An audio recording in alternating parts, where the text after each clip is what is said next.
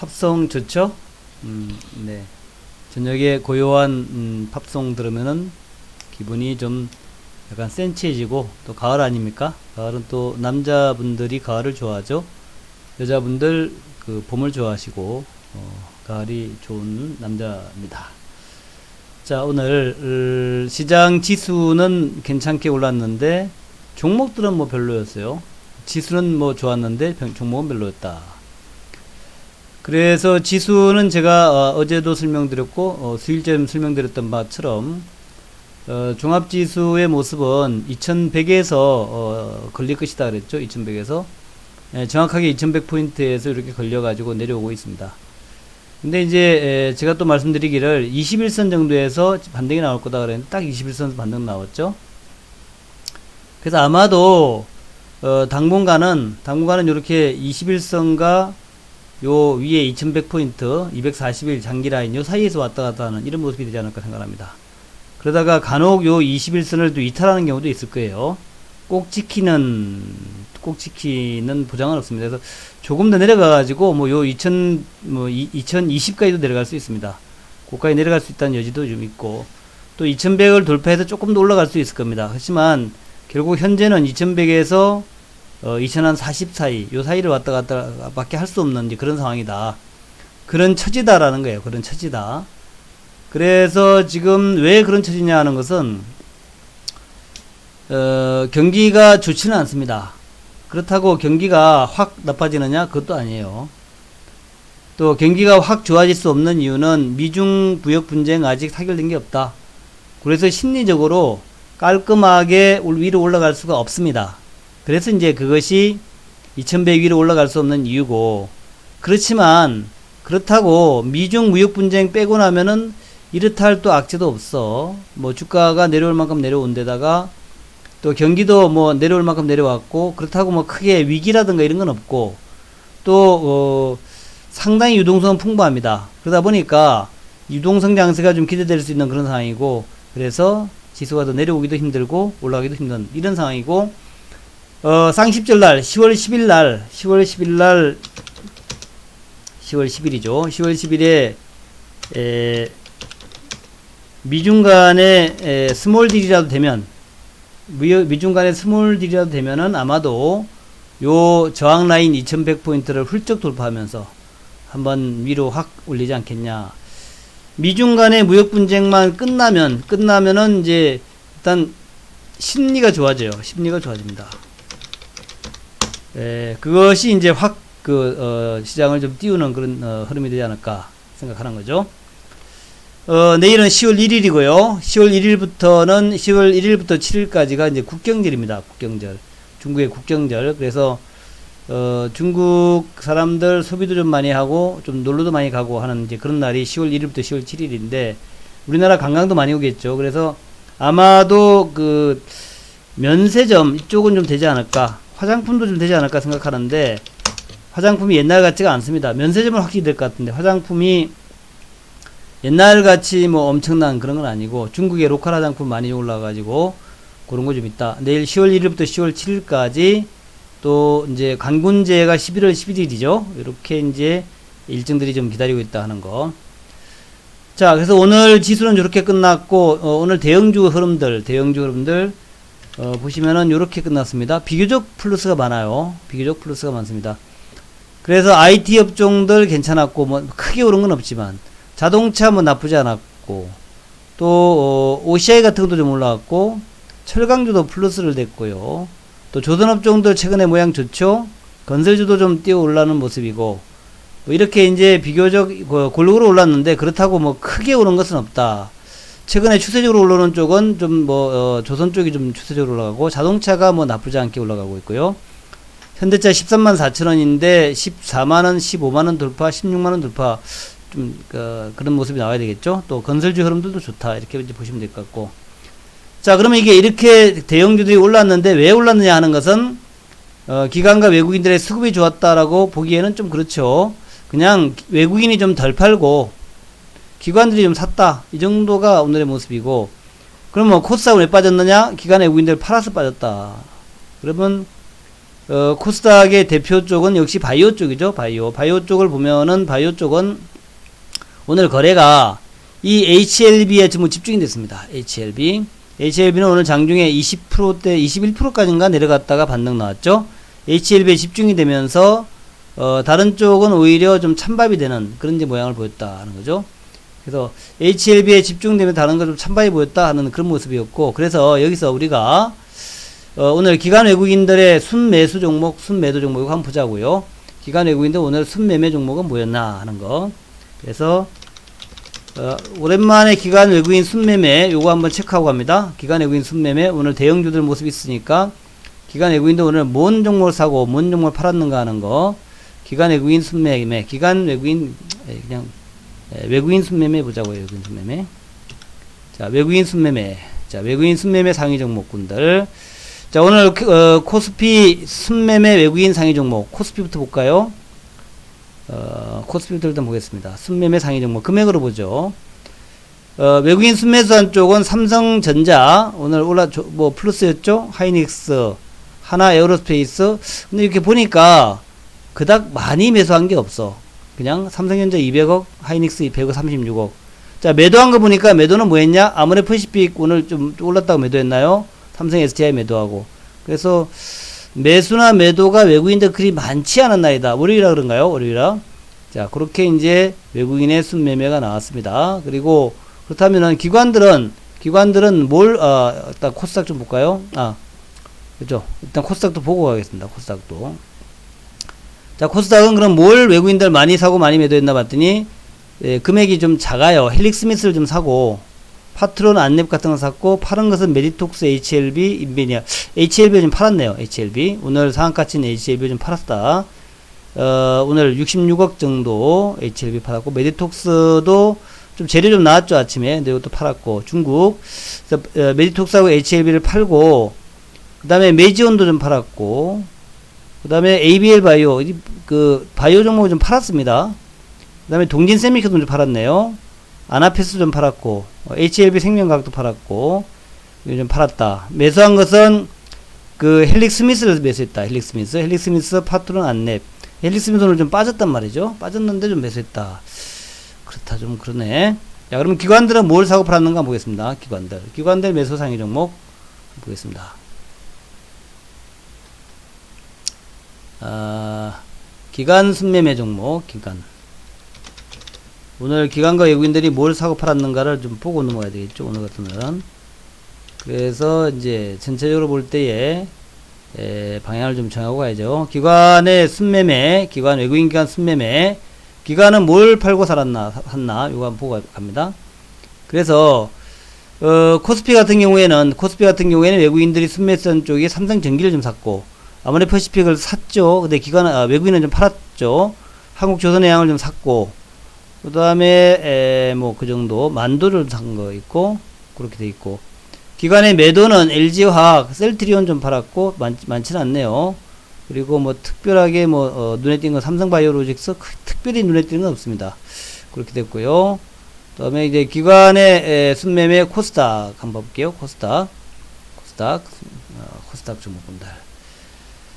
봤더니, 역시 기관도 그렇게 금액 자체가 많지 않아요. 코스닥은. 그래서, 좀 팔았다라는 것은 KMW, 헬릭스미스 정도, RFHIC,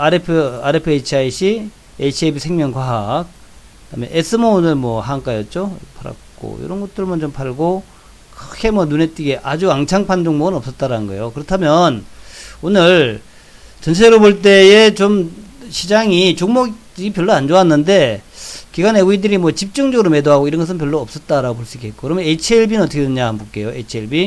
자, HLB는 어떻게 됐나? 오늘이 9월 30일인데, HLB는, 외국인 기관들 어떻게 했나 봤더니, 외국인들은 11만 주 팔았습니다. 기관은 소폭 샀어요. HLB는, 상한가였는데, 외국인이 좀 팔았다는 거죠. 팔았습니다. 그리고 기관은 소폭 샀습니다. 그러면 오늘 HLB의 공매도는 어떻게 됐을까요? 공매도는 HLB 어떻게 됐나? HLB 공매도가 그리 많지는 않네요.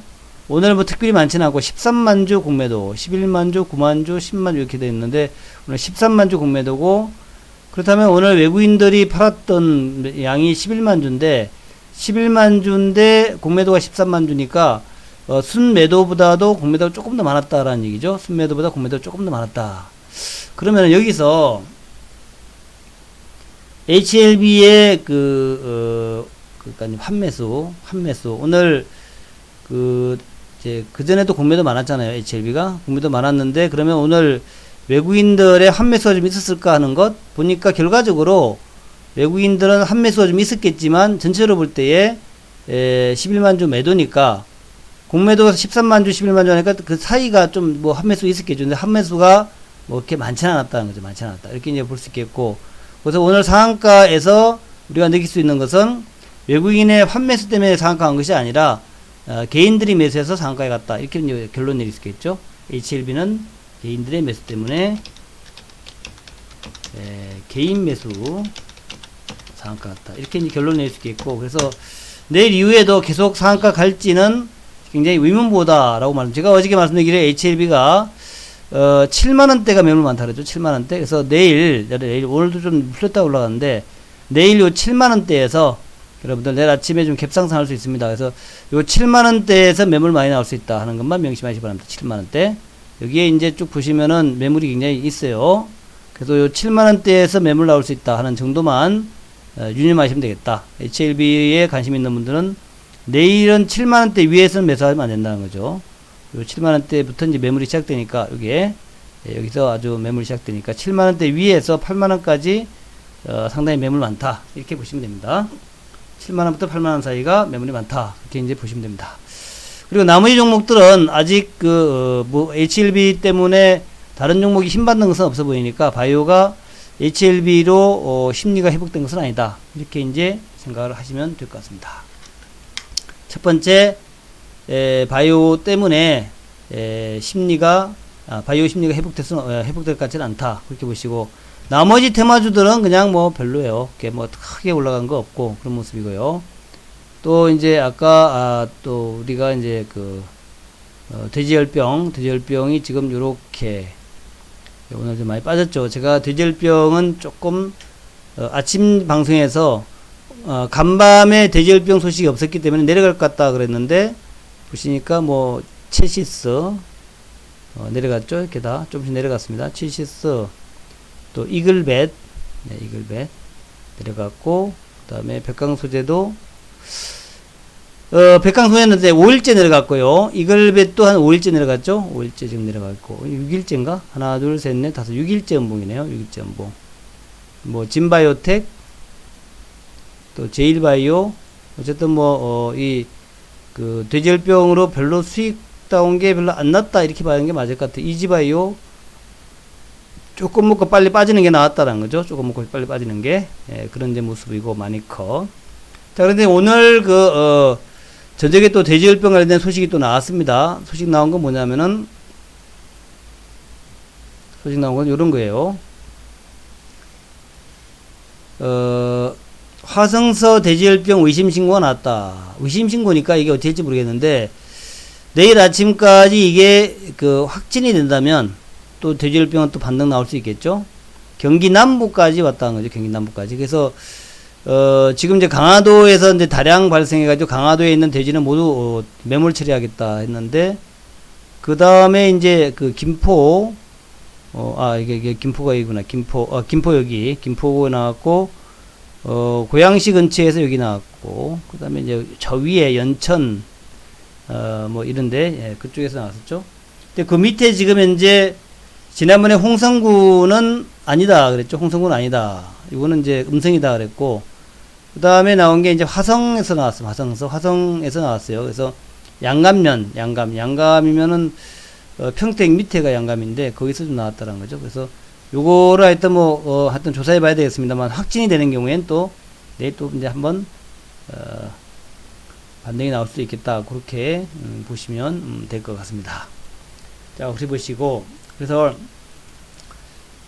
돼지열병도 좀 빠졌을 때 매수하고 좀 올라가면 팔아주고 이렇게 이제 하시면 되겠다 하는 거죠.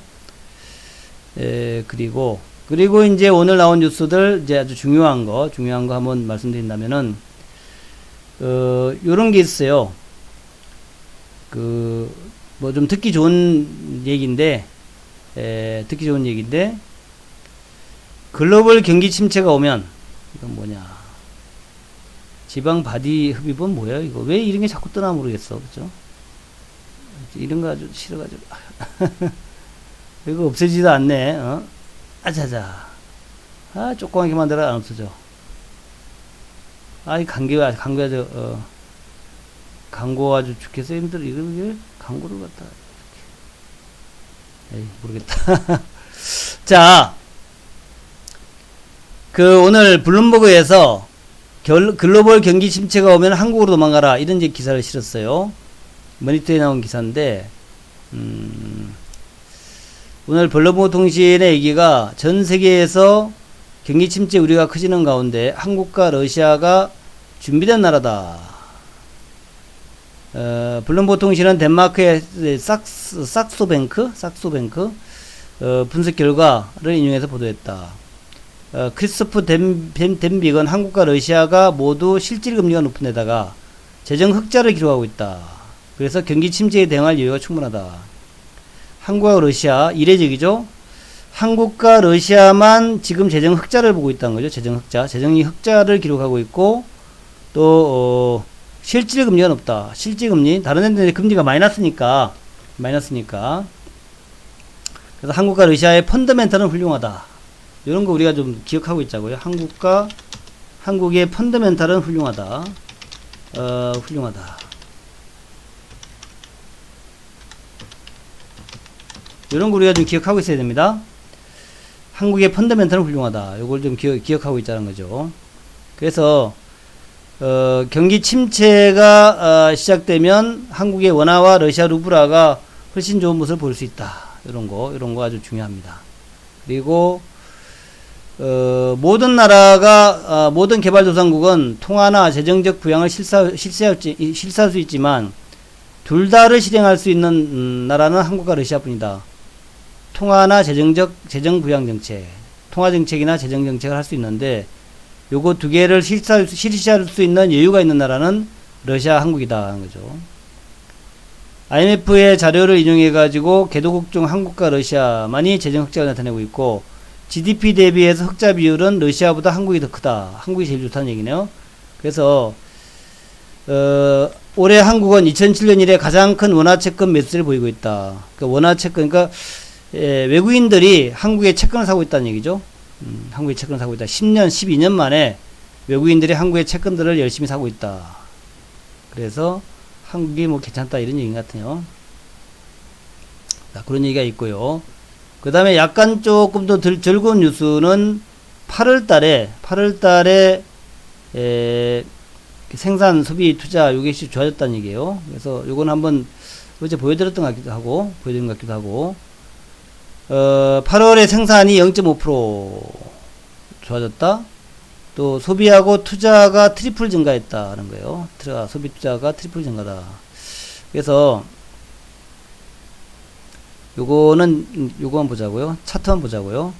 그래서 산업 생산과 소비와 산업 생산과 설비 투자 요 세 가지가 이제 뭐 소비 생산 투자 아니겠습니까? 소비와 생산과 투자 요 세 가지인데 일단은 이제 소비 차트 보면 소비가 가장 좋았어요. 소비가 0.8에서 해가서 이제 3.9까지 상당히 좀 좋게 나왔죠. 소비가 좀 많이 올라왔고 그 다음에 이제 설비 투자는 이제 들락날락 하는데 설비 투자도 5월 달에 6.8 마이너스까지 갔다가 다시 1.9로 좀 회복이 되고 있다는 거고 산업 생산 전체적으로 볼 때 0.5 정도 플러스가 났다는 거예요. 그래서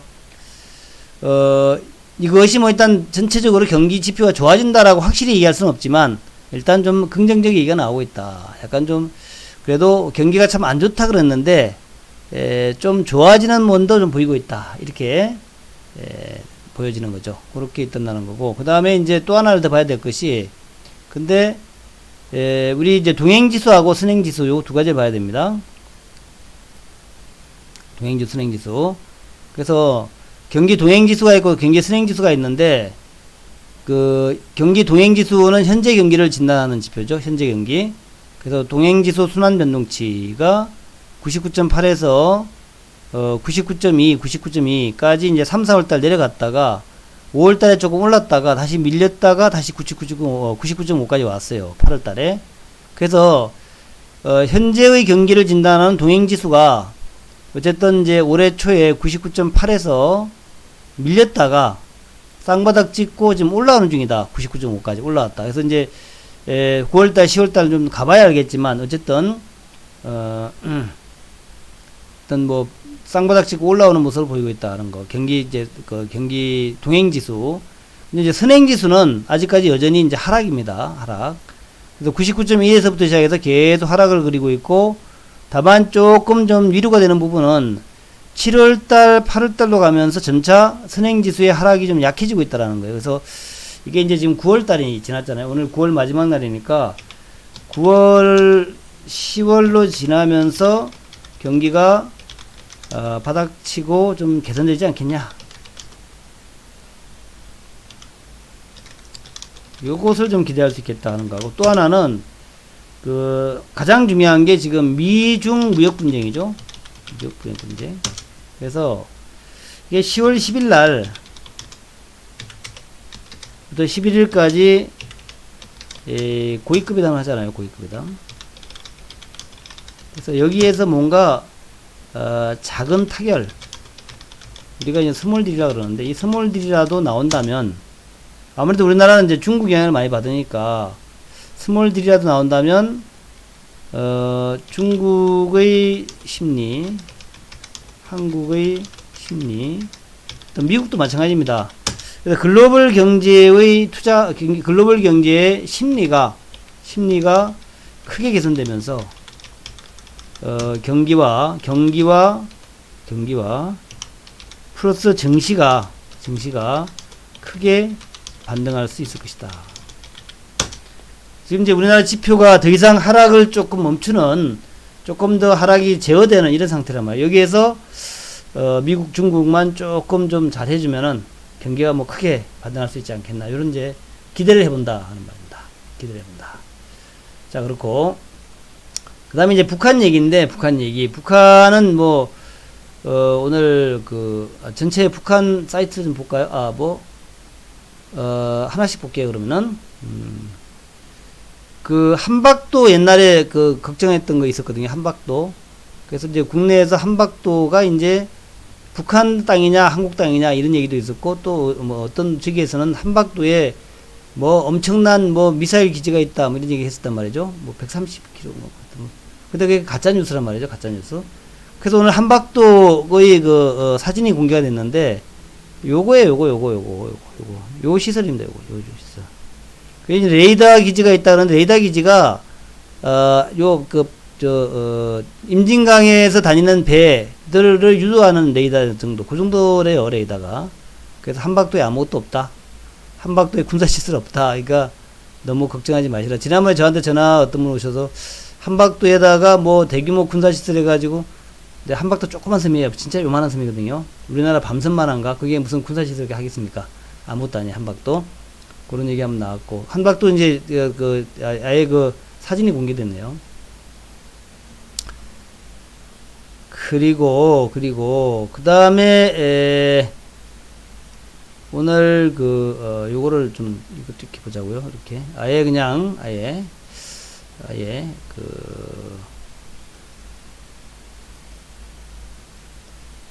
북한 포털을 좀 보자고요. 북한 포털. 북한 포털, 뭐 여러분이 싫어하는 김정은이 얼굴이 나왔네요. 그래서 북한 포털 보면은 이제 특별한 내용이 많지 않습니다. 오늘은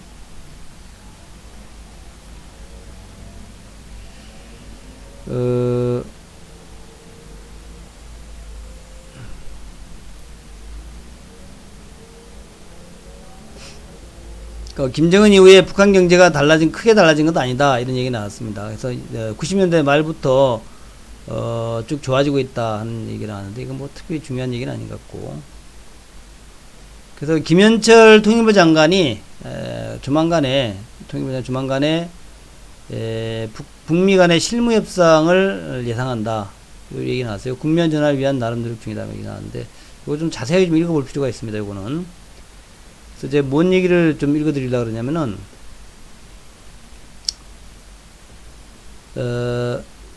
하여튼 뭐 노력을 하고 있다. 우리가 뭐 맨날 하는 얘기죠. 노력을 하고 있겠죠, 당연히. 오전에 이제 민주평화통일자문회의가 열렸다 그래요. 그랜드 힐튼 호텔에서. 민주평화통일자문회의. 열렸는데, 여기서 이제, 김현철 통일부 장관이 북미 실무협상이 조만간에 이루어질 가능성이 높다고 누구나든지 얘기할 수 있는 환경이다. 그러니까, 삼척 동자도, 뭐 이런 얘기예요. 삼척 동자도 북미 실무협상이 곧 이루어질 것 같다 하는 거 다 안다는 얘기죠. 그런 상황이다. 그래서, 우리 남북 견협조 하시는 분들은 일단 북미 실무협상이, 이건 뭐 주식 얘기가 아니라 정치 얘기니까, 누구나 다 북미 실무협상이 곧 시작될 것이다라고 알고 있다. 요거 그러니까 이제, 김현철 장관이 볼 때는 상당히 가능성이 높다. 그죠? 실무협상이 곧 시작될 것이다. 김현철 장관이 또 중요한 얘기를 했는데, 한미 정상회담에서는 발표된 내용도 있지만, 발표되지 않은 북핵 문제 재개를 위한 한미 간의 다양한 의견 교환들이 있었을 것이다. 이런 얘기를 참 언급을 했거든요. 그러니까 이제 이 얘기는 뭐냐면은, 통일부 장관이니까 뭐 대충 다 알고 있겠죠. 근데, 문 대통령하고 트럼프 대통령하고 이제 정상회담을 하고 난 다음에 뭐 발표가 있었는데, 발표되지 않은 이런 내용들에 대해서 발표되지 않은 내용이 있다는 얘기죠. 발표되지 않은 이런 내용도 이제 장관이나 이런 분들은 서로 공유를 하겠죠. 그래서 발표된 내용보다 발표 안 된 내용이 중요하겠죠. 발표된 내용은 뭐냐? 전쟁 불용, 상호 안전 보장, 공동 분양 이런 얘기인데, 이건 뭐 그냥 뭐 그렇다. 3대 원칙, 원칙이라는 게 뭐 그렇다는 거죠. 지켜지면 좋은 거, 안 지키면 그만이고. 근데 중요한 게, DMZ 평화지대 구축 같은 거에 대해서도 좀 얘기를 했다, 그죠? 근데 여기서, 트럼프하고 문재인 대통령과의 얘기에서 알려지지 않은 내용이 있다라고 얘기했단 말이죠. 그죠? 김현철 장관이 문통과 투통 말이 이상하다. 투통 간에 공식적으로 말한 거하고 공식적으로 발표하지 않은 내용. 구태여 발표하지 않은 내용이 있다라고 김 장관이 얘기했다는 게 참 특별하죠? 그죠? 김현철 통일부 장관이 문통과 투통 하니까 이상하다. 문 대통령과 트럼프 대통령이 회담을 하고 발표하지 않은 내용이 있다. 발표하지 않은 내용이 뭘까? 발표하지 않은 내용? 참 희한하죠? 그 얘기를 왜 꺼냈냐 이거죠? 왜 꺼냈을까? 그리고 그 다음에 끝에 보니까 이런 내용이 있단 말이죠. 아울러 남북 간 철도 협력에 대해서 안보리 대북 제재 결의를 보면 비상업적 공공 인프라는 제재위원회의 사전 승인을 받으면 예외적인 조치로 추진될 수 있다. 제재위의 절차를 받기 위해서는 북핵 문제와 국제환경이 어느 정도 개선돼야 한다. 요거가 상당히 주목할 만한 내용이에요. 위에다가는 꼴통이에요. 문통과 꼴통. 꼴통 웃긴다. 위에는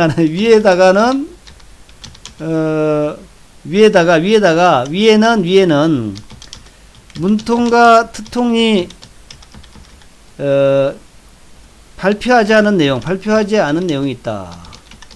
이렇게 얘기를 하고, 그 밑에다가는 요렇게 요걸 달았단 말이죠. 구태여 왜 철도 얘기를 했을까? 구태여 통일부 장관이 대북 제재 결의를 보면 비상업적 공공 인프라는 제재위원회의 사전 승인을 받으면 예외적인 조치로 추진할 수 있다. 면서도 제재위 절차를 밟기 위해서는 북핵 문제와 국제환경, 그러니까 결국 이 얘기는 뭐냐면은 문 대통령과 트럼프 대통령이 발표는 안 했지만 북한의 철도 문제에 대해서 서로 의견을 교환하고 합의를 이루었다. 이런 얘기 같아요. 제가 이제 추측하기에는. 그렇지 않으면 뭐하러 김현철 장관이 구태여 위에다가 발표하지 않은 내용이 있다. 이렇게 이제 운을 띈 다음에 발표하지 않은 내용이 있다. 그죠?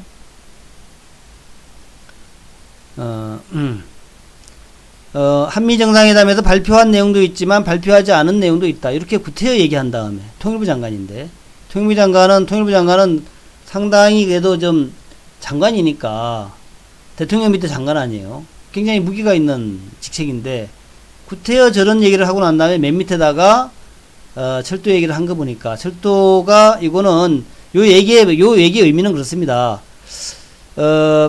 북한과 미국이 이번에 핵 문제에 대해서 어느 정도 서로 합의만 해준다면 안보리 이 철도 문제는 요거 얘기가 철도 문제는 바로 할 수 있다 이런 얘기예요 이게 그죠? 그 얘기입니다 이게 그 얘기예요. 그 얘기를 지금 한 거예요. 밑에 북한과 미국이 어느 정도 좀 합의만 해주면 핵 문제가 약간 합의만 되면 어느 정도 합의만 되면은 바로 철도 협력은 진행될 수 있다. 그렇게 지금 트럼프하고 문 대통령이 얘기를 한 것 같다라고 얘기한 거다라고 좀 추측을 하는 거죠. 이건 뭐 그냥 제가 기사를 보고 추측하는 거예요. 추측하는 거. 네. 그러다 보니까 오늘 그런 낌새를 알았는지 오늘 장중에 유독 철도주만 좀 올랐죠. 유독 장중에 오후장 들어서 좀 많이 올랐었어요. 이게 철도주가 쭉 올라오다가 마지막에 또 밀리긴 했습니다만은 꽤 철도주가 좀 많이 올랐습니다. 오늘 많이 올랐던 게 서암기계, 부산산업, 푸른기술, 대하TI 이거 쭉 올랐단 말이죠.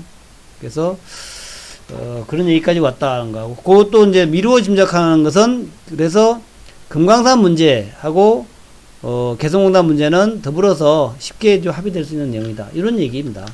그래서 지금 진행되고 있는 것이 지금 이제 미국과 북한 간에 진행되고 있는 내용은 우리가 보기에는 개성공단, 금강산, 철도 요거는 확실하게 좀 진행되는 것 같다. 그렇게 이제 우리가 짐작할 수 있는 거죠. 짐작할 수 있습니다. 예, 그런 의미로 보시면 될 것 같고 그래서 이제 여러분들은 그렇잖아요.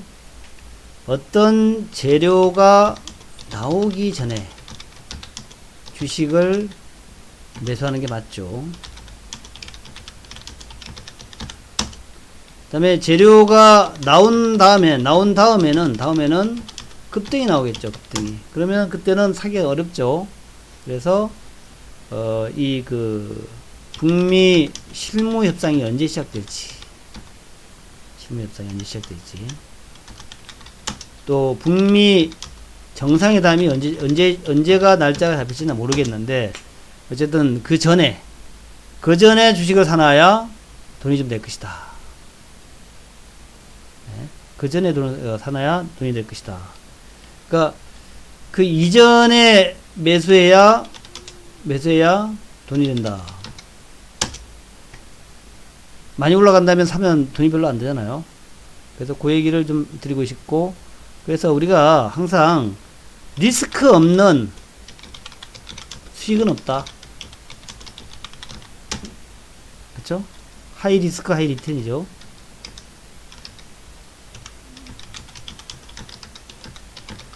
우리가 안전한 예금을 갖다가 안 하고 주식을 하는 이유는 하이 리턴 때문에 주식하는 거죠.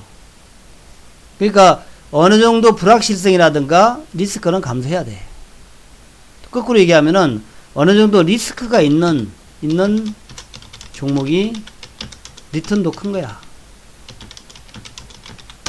예, 그래서 그런 얘기를 여러분에 다시 한번 드리고 싶고 따라서 뭐 남북주만 그런 것이 아니라 다 마찬가지죠. 이 남북주는 아직까지 확실하지 않기 때문에 좀 리스크가 있기 때문에 그만큼 수익성도 높을 것이다 라고 제가 여러분한테 다시 한번 강조드립니다. 자 그렇고요. 그 다음에 또 우리가 봐야 될 내용이 뭐 있나 한번 볼게요. 그 다음에 봐야 될 내용 그 다음에 우리가 또 무엇을 볼 것인가 하는 거 보자고요. 그 다음에 봐야 될 내용. 그래서 아까 이제 김현철 장관의 얘기를 좀 봤죠? 김현철 장관이 북미 실무협상 조만간 예상한다. 그리고 봤고 노력하고 있다는 것도 봤습니다. 그 다음에 대북 쌀 지원 결국 안 됐다. 북한 애들이 우리가 거지냐 뭐 이렇게 얘기한 거예요. 하여튼 뭐 안 받는데 쌀 받지 말라 그래, 뭐 우리도 줄 생각 없어. 우리도 줄 생각 없어. 그렇고, 그리고 그 나머지는 뭐 특별하게 오늘 뭐 요런 거 있었어요. G77회담 77 그 회의에서 일방적 대북 제재는 아니다라고 나왔죠.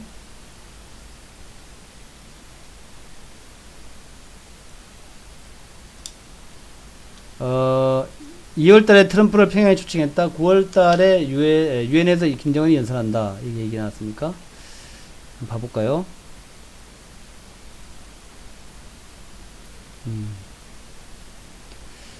그 김정은이가 유엔에서 연설한다는 얘기는 옛날부터 있었는데 그게 좀 확실하지가 않아요. 확실하지가 않습니다. 김정은이가 과감하게 한번 유엔에 와가지고 좀 그 연설하면 좋겠는데, 예, 그게 참 만만치가 않죠. 예. 김정은 유엔 연설. 옛날에 이거 나왔었는데 요즘은 뭐 이거 뭐 며칠 안 남았는데 그러면 김정은이 유엔까지 갈 수 있겠어요? 못 가겠죠? 예. 그래서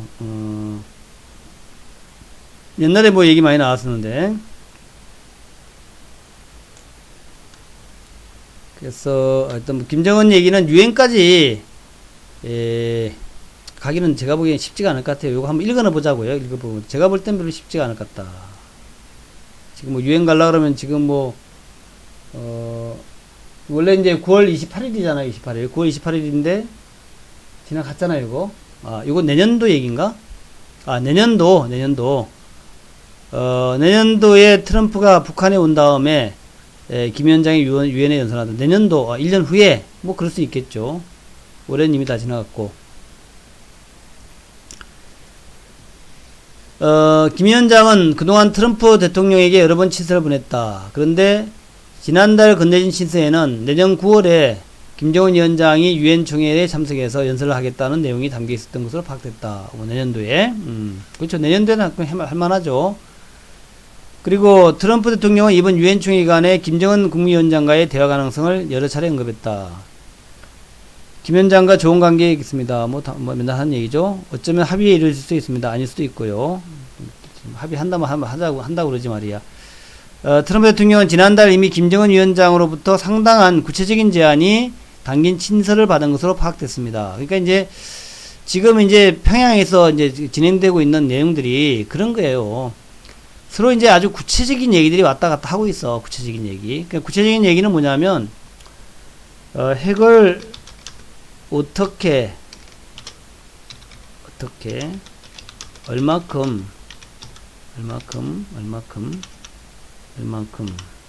언제, 요거 없애겠다라는 얘기들을 했겠죠. 그죠? 그런 얘기를 했을 겁니다. 구체적으로. 그러니까 이제 트럼프는, 그러면 우리가, 니네한테 줄 수 있는 것은, 뭐, 연락사무소 주고, 뭐 개성 주고 뭐 주고 이 얘기 또 왔다 갔다 하겠죠. 그래서 거기에 대한 합의를 지금 하고 있는 겁니다. 그러다 보니까 시간이 걸리는 거예요. 예, 제재도 풀어주고 뭐도 해주고 뭐 서로 이제 큰 건을 한 10개 정도 가지고 서로 이제 협상하고 있을 거예요. 한 10개 건. 예를 들면 그게 큰 건으로. 그래서 그런 것들이 좀 되고 나면은 그 다음에 내년도에는 확실히 김정은이가 유엔에 와서 연설하겠다. 또 트럼프가 평양에 와라. 뭐 이런 얘기죠. 내년 초 트럼프 대통령의 평양 방문에 이어서 같은 해 9월 김 위원장의 뉴욕에서 열리는 유엔 총회에 참석하는 것이 어떻겠냐는 것이다. 트럼프가 평양에 갈지에 대해서는 트럼프는 한번 도박을 할 만하죠. 트럼프는 도박을 할 만합니다. 트럼프는. 왜냐하면은 트럼프는 선거에서 이겨야 되잖아요. 선거에 이겨야 된다.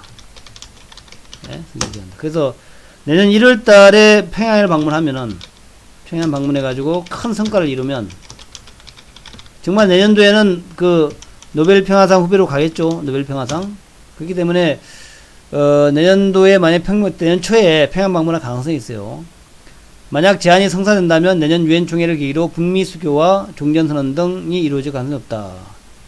지난주에 있었던 한미 정상회담에서도 이러한 제안을 포함한 북미 대화 계획 등이 논의된 것으로 알려졌다. 한미 정상회담에서도 당시 한미 정상회담은 대북 관계의 전환도 강조했다고 한다. 고민정 대변인, 두 정상은 한미 양국의 북한과의 관계를 전환해 70년 가까이 지속된 적대 관계를 형식하고 한반도의 항구적인 평화체제를 구축할 의지를 제안했다. 친서에서 제안된 대로 김 위원장이 유엔 총회에 참석해서 연설하면 북한은 사실상 국제사회의 일원이 된다. 그죠? 되겠죠? 그래서 하여튼 지금 그 북미 남북 뭔가 큰 변화가 일어나고 있다. 당장 주가가 안 올라간다 하더라도 결국 초대박은 남북주다. 그러니까 지금 남북주 없는 분들도 슬슬 길게 보면서 뭔가 남북주 하나 넣어보자. 요거 생각 한번 해보세요. 난 남북주 싫어! 네, 난 남북주 싫어! 이런 분들이 있습니다. 이런 분들도 이제는 슬슬 남북주 한번 담아볼만 하다는 거예요. 네, 그래서 이제 예를 들면은 이제 나는 남북주 잘 모르니까 뭐 개별주 싫고 큰 거 하나 잡아보겠다 하는 분들은 대형주에서 남북 대표 종목 있잖아요. 그런 거 잡으시면 되고, 나는 이 남북주에서 한번 내 투자의 큰 획을 긋고 싶다. 다시 말씀드리면 팔자를 한번 고쳐보고 싶다. 그런 분도 있을 거란 말이죠. 팔자를 고치고 싶다. 팔자를 고친다? 구자가 되나 그러면? 하여튼 팔자를 한번 고쳐보고 싶다. 그러면은 이제 그러면은 한번 여러분들 인천여우에서 인천여우방에 와가지고 팔자를 고칠 종목 요거 한번 조언 받아보시라 한 거죠. 팔자를 고칠 종목. 여우의 방은 열려 있습니다. 여우의 방은 열려 있어요. 방이 확 열려 있습니다. 근데 여러분이 안 들어올 따름이에요. 방이 확 열려 있다. 여우의 방은 열려 있다. 지금 510분이 참여하셨네요. 510분 참여하면은 굉장히 많은 거죠. 제가 또 유튜브에도 올리고 있는데, 유튜브는 뭐 별로 제가 아무 얘기도 안 했기 때문에 유튜브는 조회수는 별로 없더라고요. 근데 실시간으로 지금 500분이 참여하고 있으니까 엄청난 참여죠. 예. 500분. 그래서 여러분들 우리 스펙트님 말대로 뉴스 다 나온 다음에 사면은 너무 늦어요. 여우의 말 듣고 한번 미리 들어가서 남북주에 좀 포진하고 있자. 포트폴리오 한번 짜보자. 이런 마음으로 남북주에 한번 들어오시라 하는 말씀을 드립니다. 지금 올해는 말이에요. 제가 볼 때 없어요. 다른 거. 아까 제가 쭉 봐드렸지만 지금 될 만한 게 뭐 있냐고. 될 만한 게 뭐가 될까요?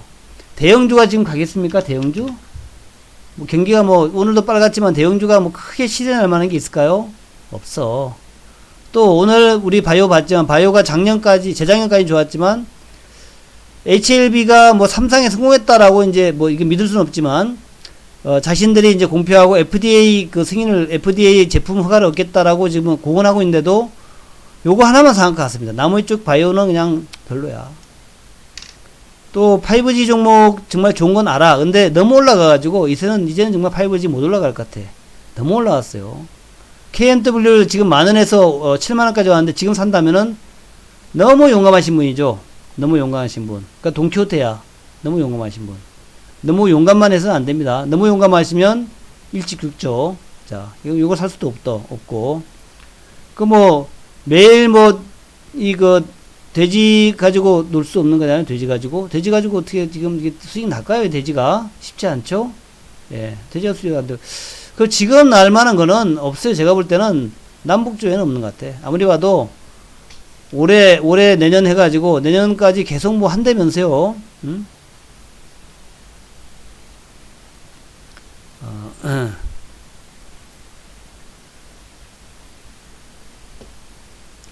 내년까지 계속해서 이제 트럼프가 내년 초에 평양에 간다는 둥, 또 내년 말에는 이제 유엔에서 김정은 위원장이 연설한다는 이런 얘기 자꾸 나온단 말이죠. 그 얘기는 뭐냐면 여러분들이 남북주가 앞으로 날이 가면 갈수록 점점 힘이 세질 것이다. 그렇게 일단 보시면 됩니다. 그렇게 그런 개념으로 보시면 돼요. 그러니까 처음에는 그냥 약간만 하셔도 돼요. 작은 물량으로 좀 사보고 조금 이제 좀 친해져야 되겠죠. 인생수첩님 좀 친해지고 좀 안전한 종목으로 해가지고 좀 친해지고 남북주가 뭐가 있나 이런 거 좀 공부하시면서 요가 얘기하는 그 부분들 또 우리 회원으로 가입하셔도 좋고요. 회원 가입하시면 뭐 확실히 제가 찝어주죠. 이거 사라고 저거 사라고 이렇게 사라고 얘기를 해주니까 그거 중심으로 해서 쭉 포트를 구성하면 되죠. 이렇게 하고 아까 뭐 어떤 분들 원전 제거 이런 것도 얘기했는데 뭐 그런 것들을 이렇게 쭉 하다 보면 될 거예요. 결국 지금 역사적 큰 대변혁 아닙니까? 역사적 대변혁. 역사의 대변혁이야. 70년 동안에 서로 적대관계에 있던 남한과 북한이 이제 서로 이제 같은 민족끼리니까 싸우지 말자. 우리가 일본하고도 안 싸우는데 일본하고도 우리 적대관계 아니잖아요. 또 중국하고도 서로 왔다 갔다 하는데 북한하고 이게 말이 되냐고. 북한하고도 이제는 이제 총을 내려놓고 왔다 갔다 하자. 같은 민족이고 말도 통하잖아. 이거는 정말 자연스러운 역사의 흐름이야. 그죠? 이건 당연한 역사의 흐름이죠. 우리가 말이 다른 중국하고도 또 우리를 그 36년 동안 우리를 식민지로 지배했던 일본하고도 서로 왔다 갔다 하고 잘 지내고 있는데 같은 민족인 북한하고 한번 옛날에 싸웠다고 해가지고 지금 시간이 언제입니까 이게 1950년 아니에요. 50년 한 70년 가까이 됐는데 이제 70년 가까이 서로 거기다가 총 넣어놓고 지뢰 박아놓고 이게 뭐하는 짓입니까 이게. 이제는 이거 멈출 때 됐다고요. 네. 그죠? 그렇잖아요. 여전히 그 DMZ에 지뢰 그렇게 깔아놓기 뭐하는 짓입니까. 그죠? 그 지뢰 밟으면 다리 나가요. 다리. 이게 뭔 짓이냐고 이게. 그리고 이제는 북한이 우리를 침략할 수도 없고 우리가 북한을 치고 올라갈 수도 없어요. 서로가 군사력이 마카마카라서 막상막상인가 서로 싸울 수도 없어. 그러면 이제 좀 내려놔야죠. 그죠? 네, 그렇게 될 거라 생각합니다. 자, 인천여우의 광고 나갑니다. 광고 듣기 싫으시면 나가주세요. 네, 광고 듣지 않아도 됩니다. 자, 근데 인천여우 광고는 한번 들어볼만 해요. 광고는 짧습니다. 인천여우의 광고. 핫 해놨네. 인천여우. 자, 핫 해놨죠? 그래서 잘생긴 인천여우 좀 이따 사진이 바뀔 겁니다. 제가 지난 금요일날 사진 다시 찍었어요. 요 가입란을 딱 누르시면 여기에 녹화 방송 있고 카페 가기 있고 가입란이 있잖아요. 그래서 가입란을 딱 가시면 가입하는 방법이 있습니다. 네. 그래서 가입하는 안에 보시면은 2개월에 132만원인데 66입니다. 130인데 66. 그리고 ARS는 3490-4484. 예, 02 3490-4484. 그쪽으로 하시면 이제 ARS니까 바로바로 금방 결제가 되겠죠. 그렇지 않으면 이제 웹에서 가입하셔도 되고 웹 가입하는 걸 좀 까다롭다 생각하시는 분도 있더라고요. 전화기로 해가지고 스마트폰이니까 요거 눌러도 되고 그렇게 해서 가입하시면 됩니다. 슈가브레인님, 그렇죠. 예, 슈가브레인님.